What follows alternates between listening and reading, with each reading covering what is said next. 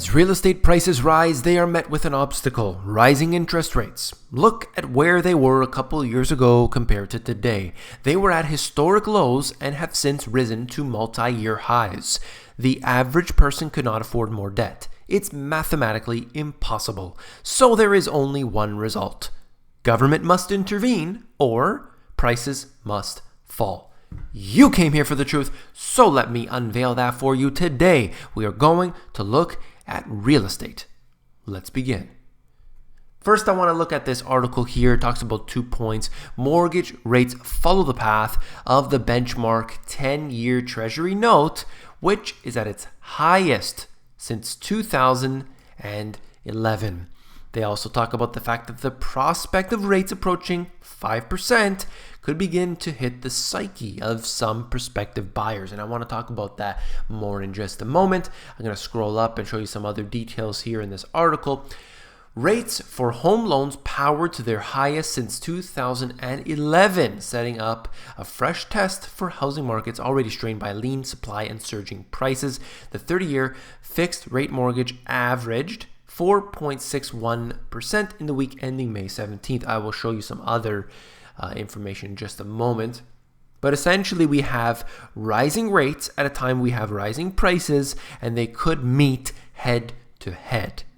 All right? You also have to know the fact that you have these adjustable rate mortgages that are rising, specifically because the interest rates are rising. So that's going to hit people first. Okay? Very important to note. Look at this chart. 30-year mortgage rate hitting, according to this anyway, 4.78%. Now, I could look at 4.78%, I could look at 4.5%. I don't care, really. I want to know the fact that this has been increasing over the last year, and since late 2016, it has also been on the rise. I mean, we haven't seen these levels since 2011. Multi-year highs at this time. Yes, it's a volatile number. There's no doubt about that. What I look for is, number one, we have variable mortgage rates. A lot of people are buying on variable. I think it's a big mistake. A lot of people do recommend that. People in the financial industry recommend that, and I do discourage that. At least, even though you might pay a higher rate, if you can get a fixed rate, I know for the next 5 years, these are going to be my payments. That to me is worth a lot of money. So I would do that. So you get these variable mortgages now. As rates are rising, people suddenly are going to start feeling it. They feel it more and more and more as rates rise higher. Then you have fixed rates where people, as the rates are rising, they're fine. But there is a point at which they're going to start feeling it. And that's when they have to refinance their mortgage. Nobody's going to pay off their mortgage, or most people anyway, within that 5-year period. They are going to have to do it over a 25, 30-year period, whatever it is. And that, my friends, is not good for individuals that are coming up now. And that is, in fact, in 2018, a very big chunk of properties that are coming up. So we are seeing rates that are going to be at the levels around 5%. The average person, they took out all this debt, all this mortgage, and they've been paying it. And at the end of the month, they have maybe $100 left over, maybe $200 left over. Okay? But times have changed. We have seen rising rates. And as a result, those properties need to be financed at higher rates. That's going to wipe out that $100 or $200. This means that an individual wants to buy anything. Maybe it's something that he needs, food, energy, whatever it might be. Of course, with gasoline prices rising, you see where this is going. You are going to put people further into debt. And that's not good. Obvious reasons for that. Well, mortgage refinance applications are now at levels not seen since the financial crisis. This here is a very big issue. I've been covering this, of course, over the years. You've been seeing it decline. Again, it's volatile, but we know where it's been heading over the last couple of years. It has been dropping. People are worried. People are unable to afford more debt. They can't buy the second home. They can't really do anything with their debt today, and they see rates rising. They don't want to be able to refinance as they're rising. They were hoping that they would drop lower and then refinance at that point. But eventually, their time will come and they will have to pay higher rates. Or they can claim bankruptcy. They can walk away from their home. It depends on where you live, of course. I think that this is going to be a big issue, and this is going to cause a little problem for the lenders because the people are going to be defaulting on their loans. Look at this. This is the S&P Case-Shiller Home Price Index. Okay, we've surpassed the levels seen during the housing boom. They've been rising steadily, in fact, for the last few years. Many people would say that this is bullish, this is great, and yes, in a way it is, okay? But you have a lot of people that are relying on the mortgage lenders, you have all the people in construction, you have the real estate agents, and everything that goes along with that, construction materials, Home Depot, and so on. These are all relying on everything going up and up and up. And there are certain areas, I'm sure, smaller towns, regions that are not in the mega cities that are at levels you would consider affordable. However, where most of the population lies, you have incredibly expensive rates that they have to pay, whether it's for rent, whether it's to buy. That's where most of the population lives, and that's what they are paying. That they are paying, just astronomical prices. I'm going to cover that more in a moment. So we have these prices rising higher that is supposedly bullish. I disagree because when I look at this, I see unaffordability. So we'll talk more about that in a moment. What does somebody do if they can't afford to buy a home? Well, they will rent, right? Well, look at this. Wage, you need to rent a 2-bedroom home. This is out of Business Insider. And you can see this. The displayed wage represents what a full-time hourly worker must earn to rent a 2-bedroom home in their state without paying more than 30% of their income. All right. Look around. You see California. You see Washington. You can see Florida even to a lesser degree. Obviously, areas like Hawaii are much higher. New York, very high.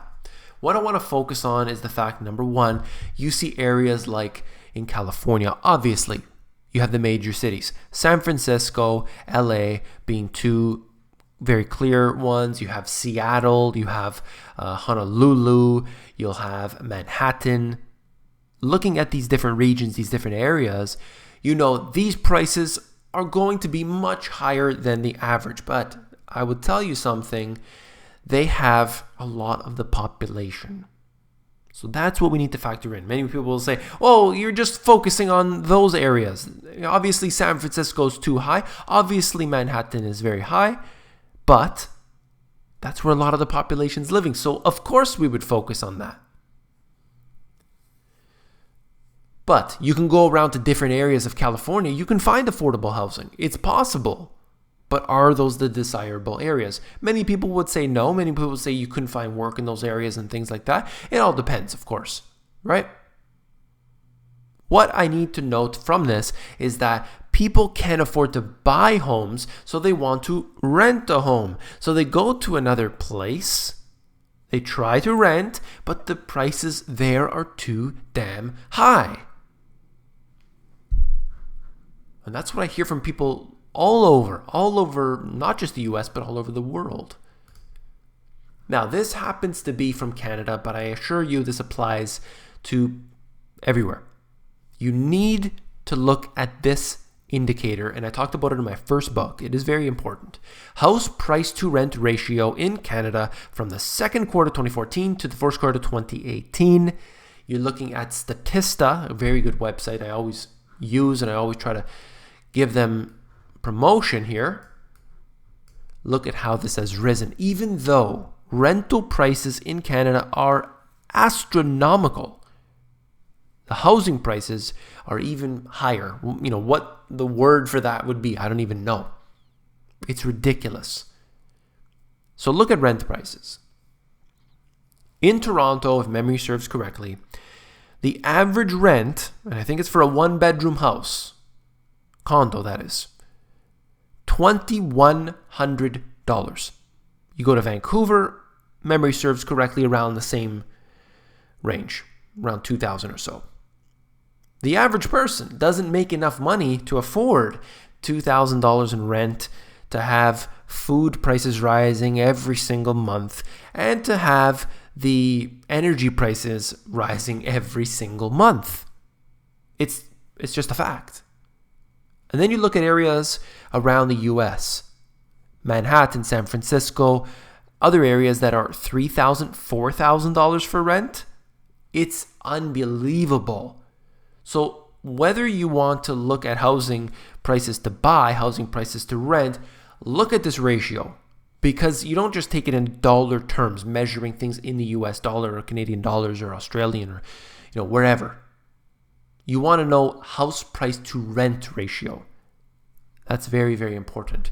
Of course, you want to look at interest rates. You want to look at borrowing costs over a longer period of time. Well, I can afford this today. What will they be in 5 years from now? Estimations and things. Now I want to turn over to auto loans. $1.1 trillion as of quarter 4 2017, 3.8% year over year change. People are borrowing at higher and higher rates over the years. Auto loans is just one of those. People are, of course, defaulting on a lot of that. They're becoming delinquent, and that's going to be a big issue as far as I'm concerned. People are unable to afford debt. They take on more and more of it. They can't pay it back. They become delinquent. The borrower has to, the lender has to basically eat that cost. And that's fine if it's 1 or 2 or 5 or 10 people. But when we have a similar issue to what was experienced during the subprime crisis, suddenly you have a big issue. And subprime in the auto loans is a very big problem. I covered that just a few days ago. If I'm remembering correctly, I do a lot of videos. But Subprime 2.0 is the image that you'll be able to search for. I covered this in detail. Look for the amount that people are paying on their loans. They're taking on more and more debt in relation to auto loans, and we can see people that are stretching it out. So they're taking their financing, their loans over longer periods of time. Why? Because they can't pay a payment that's, let's say, $500 a month. They can try, stretch it out and pay $300 a month. New monthly payments leap to $515, hitting an all-time high. Average new payment by risk tier. You could see the subprime here. Individuals are, a lot of people are in this category, and they are paying extremely high rates. They're not able to look at this and say, well, it's fine. It's not a big issue. Of course it is. Of course it is. People are paying higher rates right now, and you're going to have a problem. But the question is when? Well, we're looking at here the U.S. business cycle expansions, the second longest expansion in history. And to be honest with you, I think that this could go to become the highest ever in history. Historically, looking at this back into the 1800s, we're way, way far ahead where we had gone, all throughout the average, all through the median. This is blown way past that, okay? We have central bank intervention. The central bank's aim is to own all debt. They want to own all businesses. They want to own stocks. They want to own everything. They don't want to buy it and hope to sell it one day. They want to own it all, and they want to rule everything. That's what's happening here. They're extending this to go further and further and further, and then one day everything's going to crash. When it does, they're going to come in and become the saviors. That's not a good thing. If you found this video informative, please give me a thumbs up. When you give me a thumbs up, it helps to support this channel, so I do appreciate that very much. Your support means the world to me. When I see the comments, when I see the positive encouragement, it really gets me going, gets me inspired. So I do want to thank all of you. I want to thank everyone that supports me through one or another means. Thank you. Okay?